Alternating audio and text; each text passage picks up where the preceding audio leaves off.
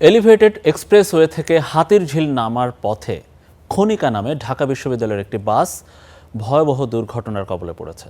বাসটির ধাক্কায় দুমড়ে মুচড়ে গেছে 10 থেকে 12টি প্রাইভেট কার।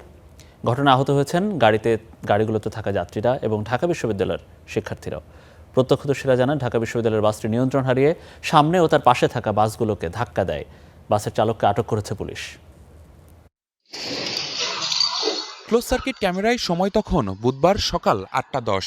এলিভেটর এক্সপ্রেসওয়ের হাতিরঝিল অংশে নামার পথে নিয়ন্ত্রণ হারায় ঢাকা বিশ্ববিদ্যালয়ের একটি বাস।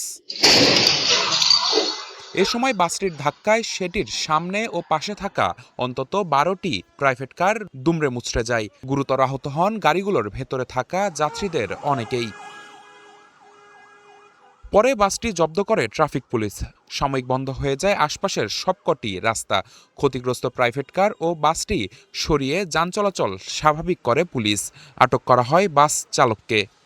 গাড়িটা ফ্লাইওভার থেকে আসার সময় একটা হাইস গাড়িকে খালি দেখলাম তো ধাক্কা মারলো। ওই হাইস গাড়ি মারতে মারতে আসে মনে করেন যে এই যে আপনার এখানে এসে ঠেকাই দিল। আর সাথে আরও 4-5টা গাড়ি একবারে সিএনজি টিএনজি সহকারে আর কি আসে যে ফ্লাইওভারের নিচে এখানে আসে দাঁড়াইছে।